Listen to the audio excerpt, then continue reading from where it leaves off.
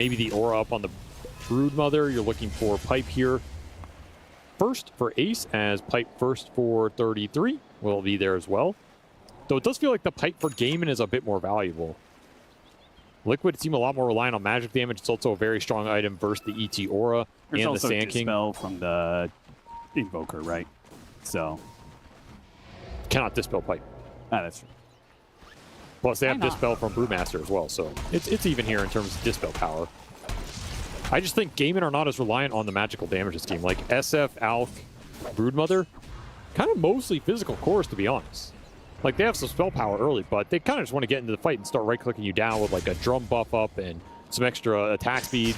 Brood Shard later on. Yeah, you can start off with Auras on this Brood, but we've seen Ace do hybrid builds on this hero before. Will still make the 5-man very strong here for Liquid, and I think it is an absolute fine item choice here for 33. Just want to get something done with it early, maybe threaten Roshan. That's another big question mark here for Liquid. We talked about some of the Rosh killers they've used over the course of the tournament. The two biggest ones for them, I think, have been the Beastmaster and the Templar Assassin.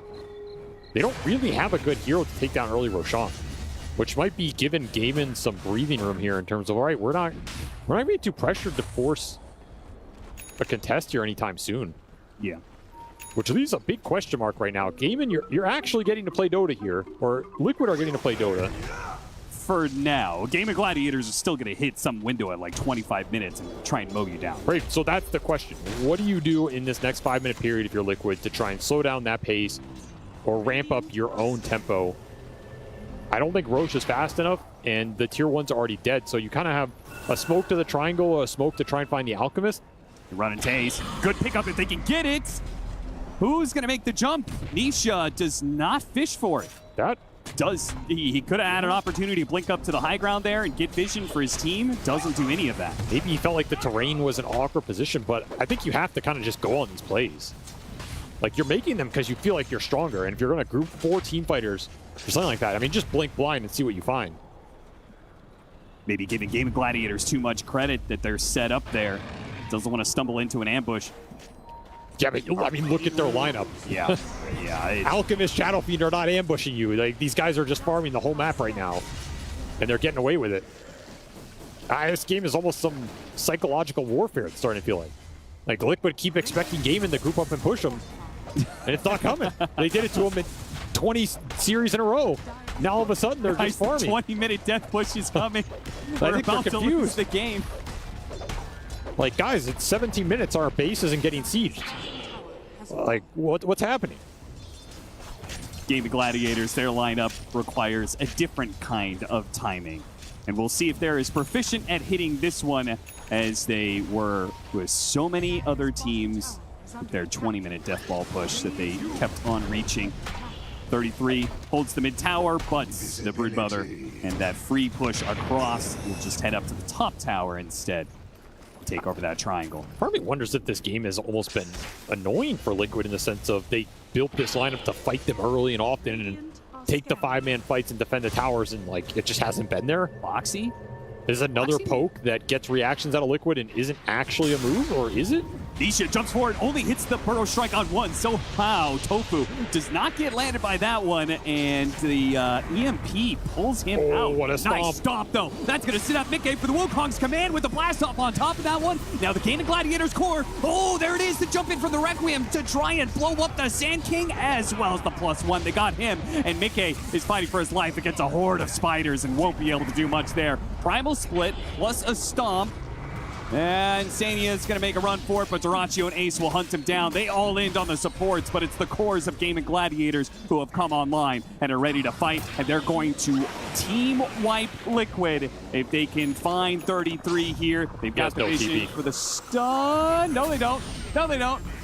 Okay, well, he's still stuck in a corner here. He's going to make it cost Gamin Gladiators as much time as possible. But surely could deny himself to Roche. Gonna try. Big clap. The clap goes out, and it's not. And now you're in Roche. And now they're in Roche. Oh, like, okay. Should have ran the other way, maybe. I was thinking the exact same thing. This I was like, is not what you wanted. Run away from Roshan at this point. This is not a good ending to the fight for Liquid, as they're going to lose Roche after all of this. I mean, it's a beautiful stomp. You have to take that there. But you end up committing a lot, and Quinn just has no fear. No stuns left. Goes in. Massive Requiem. Takes out Nisha, and the other two cores are playing outside that Wukong. Really nice positioning here from Gamin's. Oh, the Hand of God saves him. Nisha, though, slips in from behind, and a stinger to the backside will finish him off. I mean, that's just brutal that that fight happens in that way where Gamin are literally in the pit at the end. With all three cores who are pretty good at doing Roshan with the minus armor from the Alchemist. Yep. Now you're suddenly down 10k off of what looked like a good setup. By the way, this Alk, he went the Manta before the BKB. So Dyrachyo ends up winning that fight without needing BKB. And now this Manta is going to pay off because he can just push out lanes a bit better, farm up faster, get into the BKB even sooner here. Mickey needing the BKB next. We saw that with the Requiem Fear, he was pushed out of his ultimate last time. Not a fun interaction for him. Neither is this incapacitating bite. The Frost Armor is once again up for the Chen.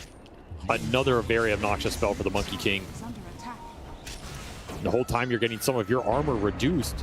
If you're not in the Wukong, you just get bursted from Acid Spray plus Presence.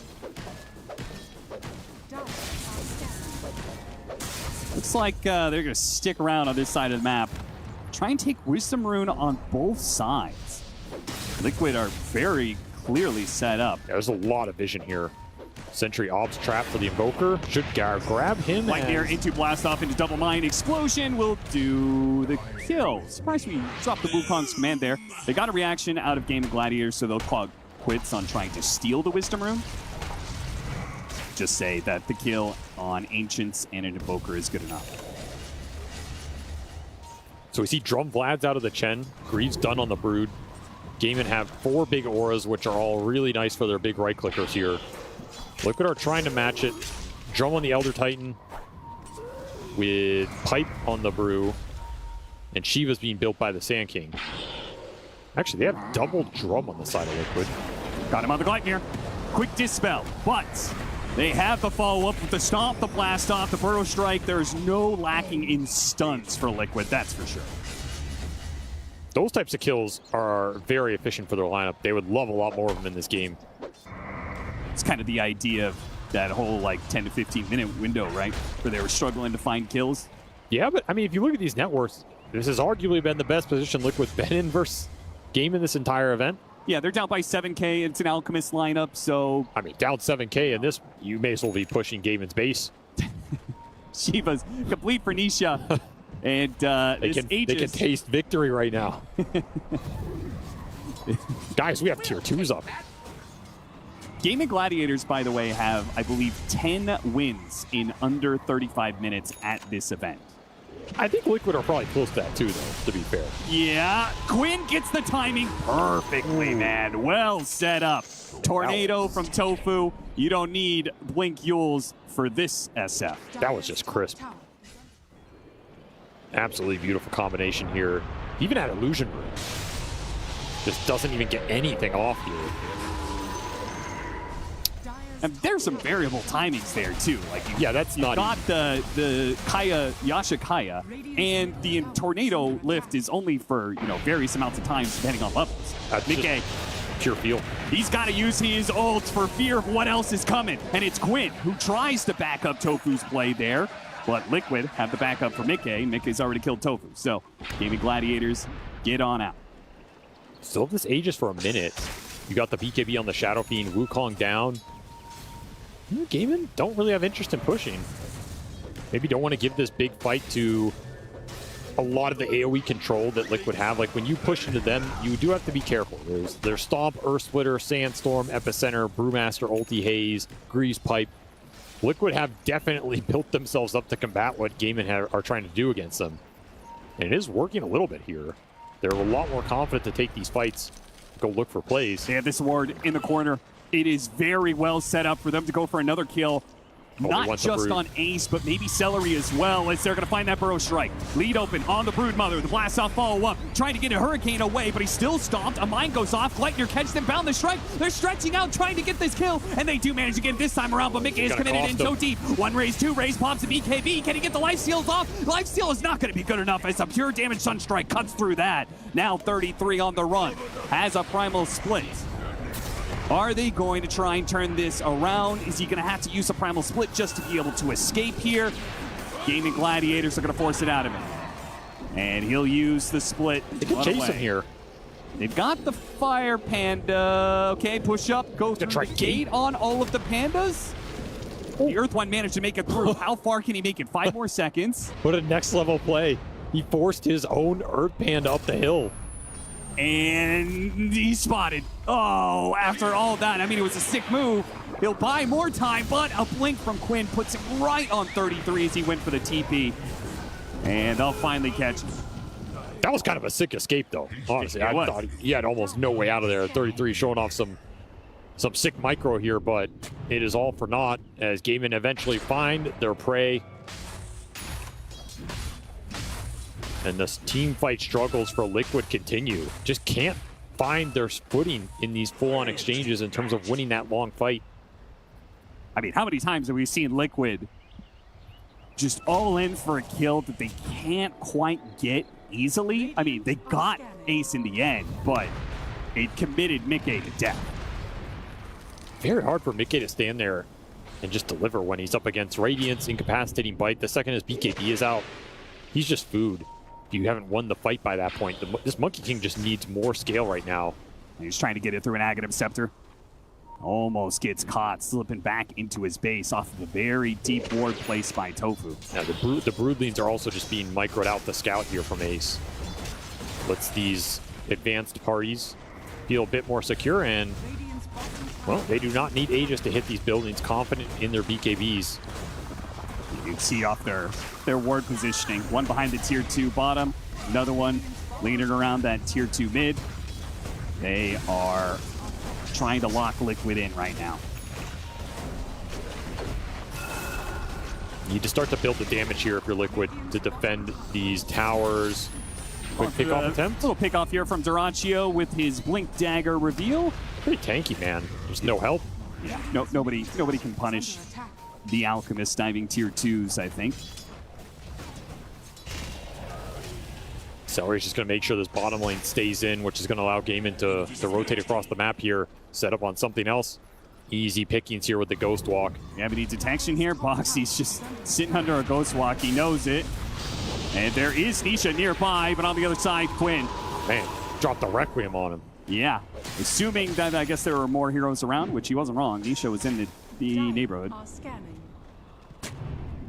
And Celery continues to live on your side of the map. His Chen Enchantress. It's just his MO. I mean, look at the dire wards right now compared to Radiant. Yeah. Like, the value's not even close. Gamin see almost everything they wanted right now, whereas Liquid, they have one Radiant ward on this bottom lane, and they can't really get back to it here. Just taken over the map here in the last 3 minutes. Team fight item picked up. Nisha gets the BKB. Will Very big Liquid item. try and use that timing? Do they have a smoke to be able to take advantage of it? I think you have to if you're Liquid. You can't just keep waiting in this game for them to go into you and find that crazy turnaround. Got to use the Sand King offensively. You do pick up a basher for Monkey King at the same time, so you're synchronizing some fighting power here. If you can get some clutch bashes on this Monkey King, could make all the difference. You get real lucky. You stop SF, Requiem from going off. But this is the problem. That warding difference. You just see so little right now. It's very hard to judge where you should smoke if you're Liquid. Yeah.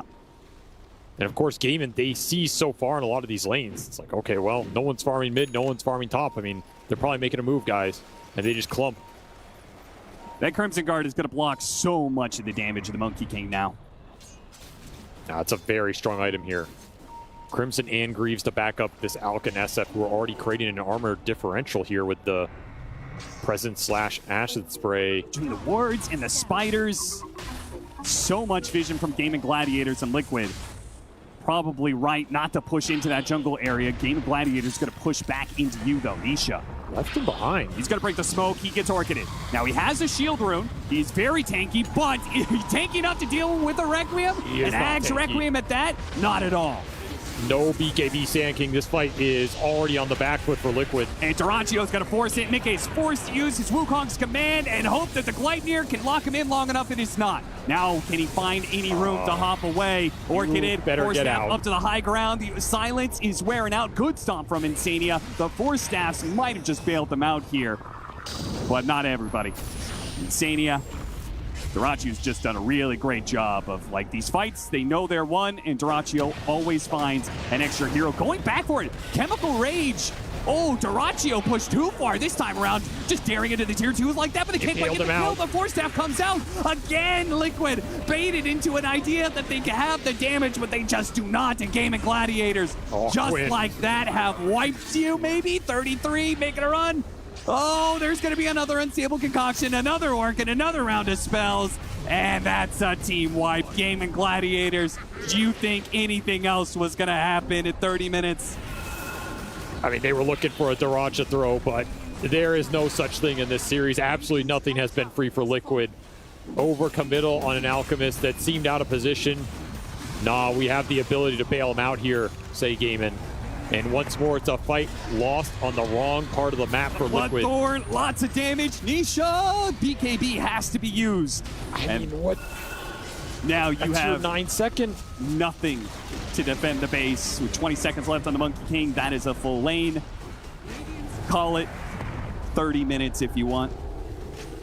Gamin Gladiators. They do it again, man. They're just unstoppable. When this team is in form, you cannot make mistakes. You just cannot slip up on the map. You can't give them breathing room because they take so much away from you. They demand perfection out of their opponents, or else they will end the game early. They've done it not just to Liquid. They've done it to so many other teams. They did it to Falcons. That game 2 and 3, both 30-minute victories. They've proven they can do this to anyone. It's a nice setup from Liquid. Maybe not expected, but Fighters giving them a little bit of vision. Chivas goes out, Burrow Strike leading on to Ace. Blast off, following it up, but they're separating targets here as Mickey jumps in. What is he going to do with this one? Pops his BKB and starts backing away. And backing away, retreat is death for Liquid.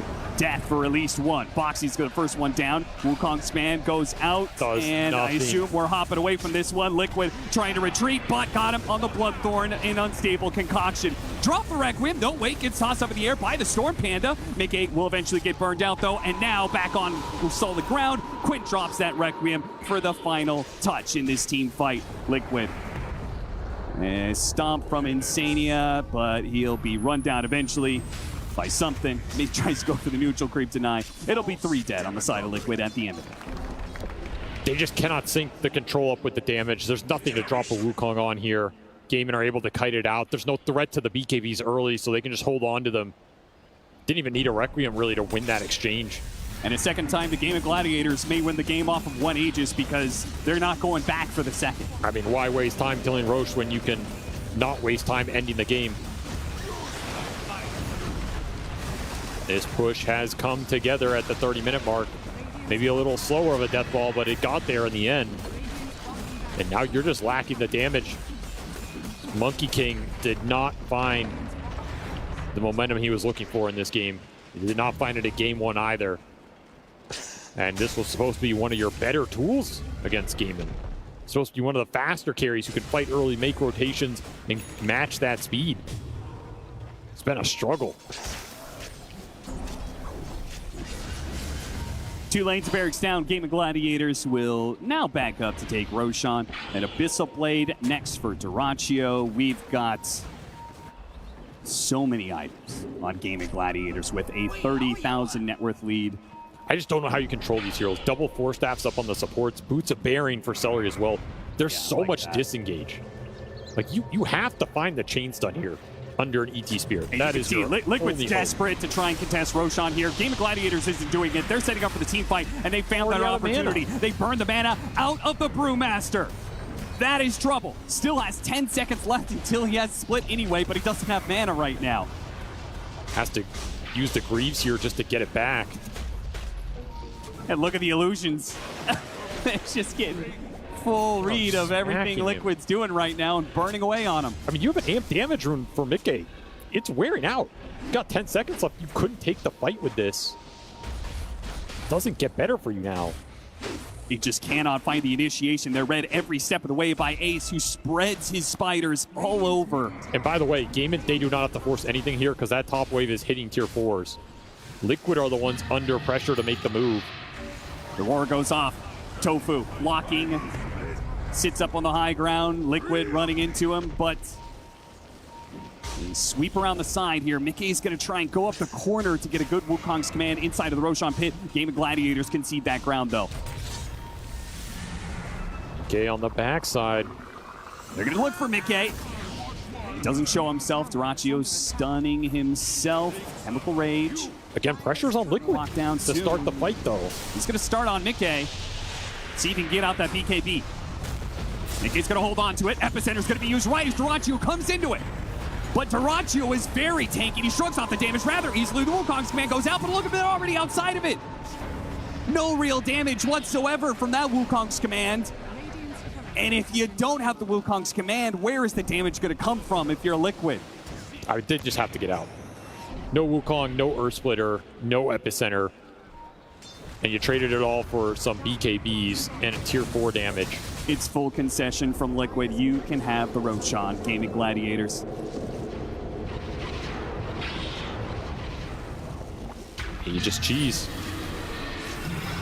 By the way, there's already a refresher up on this Shadow Fiend, so you got to deal with double Ag's Requiem here with the bonus souls. And we have so many decent amount of them. Yeah, I was going to mention 33. This SF Requiem is hitting incredibly hard right now. I mean, hey, 33 souls he collected from 33 here. Everything fitting in a cursed world for Liquid right now. They cannot escape their fate, it would seem. No, they can't. 33 is hoping that 4 Radiances will change the game for him somehow. Meanwhile, Ace finds more auras to buy. Bought the first Crimson Guard of Broodmother. Now gets an AC, so if the damage block wasn't enough, there you've got some extra armor. So, again, they can't seem to keep the heroes inside of the Wukong's command, but even if they did, much of the damage would be shrugged off by the many auras of Gamin Gladiators. By the way, that's a amp damage rune on the Shadow Fiend, so okay, have fun with that one. We're gonna watch a hero disappear here. Oh wait, no, a little off the mark there. It's okay, he's got a second one. That's true, that's true. Maybe they don't know. Well, I've got a refresher, guys. Alacrity Catapult is maybe out the tornado. No. Quinn's not going to go for it, and gets burned out. 33, now they go for it, but a boundless strike hit him with the burrow strike. Blast off, so many stuns. Can they do this? Earth Splitter cuts down the SF. Now for Duraccio. Duraccio with his BKB walking back, gets bashed up. They want Quinn, but Quinn already got out with the Ogre Seal Totem and a BKB. He's out of the Wukong's command, and Liquid. Do they dare to pursue? It's so scary to chase. Trying to. There's still a Requiem up. Duraccio comes back in, Force Staff up to the high ground. Nice play by Boxy. Gets the initiation out of Duraccio without dying. I thought Quinn was going to go back in there. Gamin are respecting the team fight of Liquid here. Maybe just don't want to play the fight without the BKB on the Shadow Fiend to guarantee that Requiem pop. Very fast stuns from Liquid. Salvage that fight, but Duraccio, this man does not care. Nope, you used a bunch of spells, and you couldn't kill Duraccio the first time around. He doesn't think you have it in you to be able to do a second go without Wukong's command, that Epicenter, and he may be right about this one. As he starts chipping away at the melee barracks, the only thing remaining between Liquid and Mega Creeps. Have to defend this Rax. You have to be careful about when you go in with the stuns. If you go in with Boundless / Burrow, it opens up opportunity for that Requiem to come out. Liquid on a knife's edge, trying to make something magical happen here. Tofu just being a nuisance. Will chip away a little bit more at that melee barracks. I mean, if they want to slow siege this, they can. They absolutely can, yeah. Just do it with every Alcold.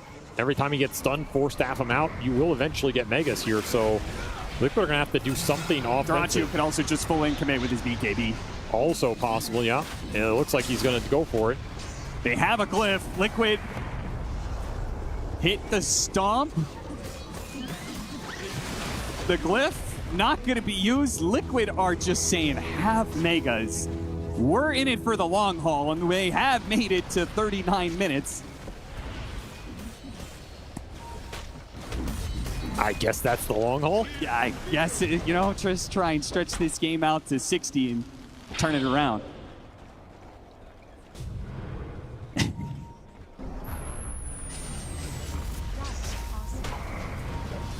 Even checking for the little uphill wards here with Sunstrike. Everything on point. But of course, Gamin Gladiators, not one to stretch things out. They got megas. They can chill if they wanted to, but they won't. I don't think Doraccio knows what the word chill means. No, certainly not. This man is trying to speedrun another grand final here. On to another objective. Tier 4s. BKBs are back up. They could look for aggressive jumps. Only person out of the map right now is Mickey on this monkey, desperately trying to find some neutral tokens and some more gold. Yeah, you got tier 4s to get. Those are big upgrades. The Alacrity Forge Spirits continue to whittle down these towers. Mickey is... lost his courier, actually.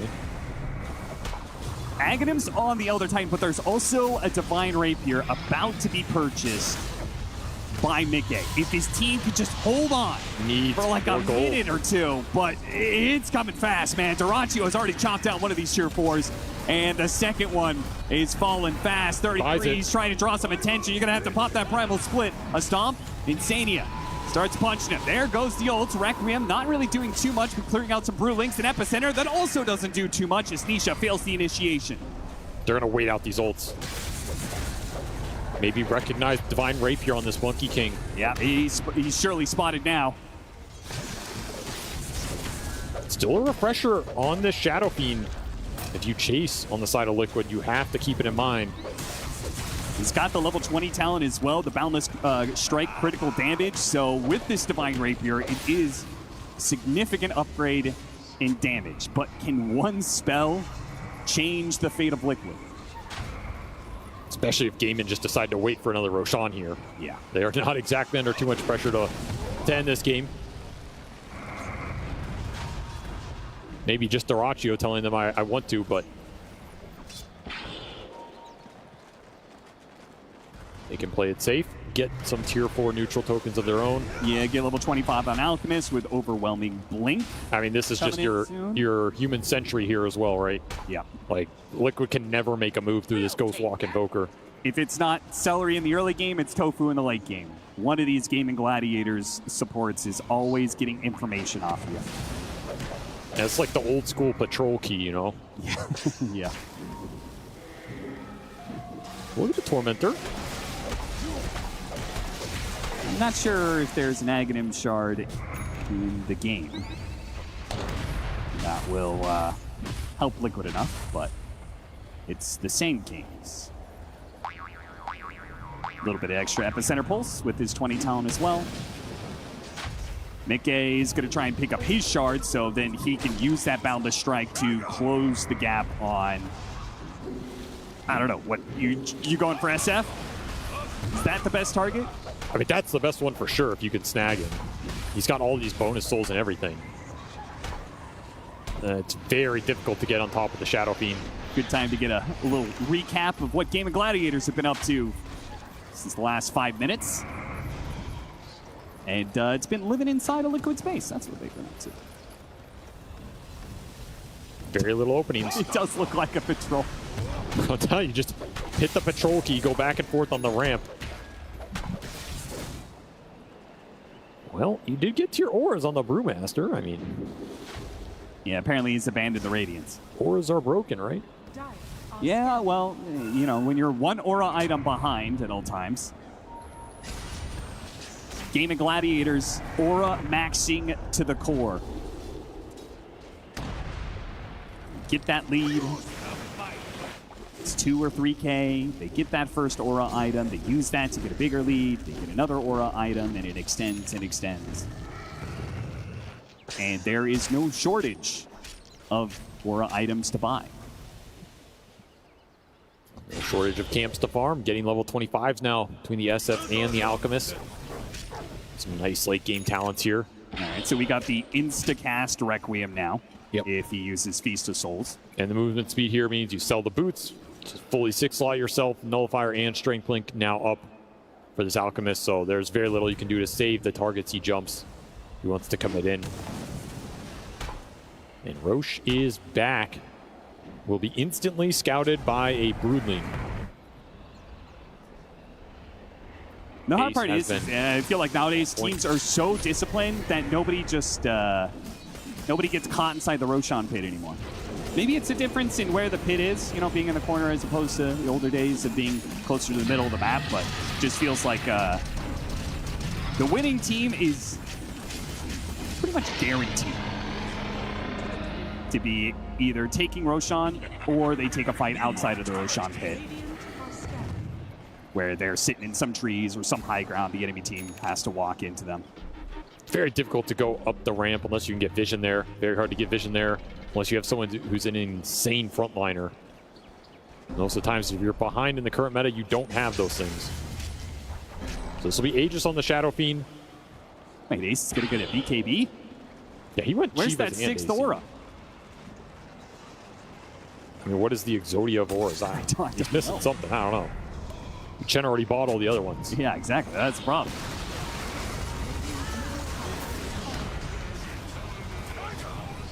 Wraith Bats is the missing one. Tier 4 down, throne exposed.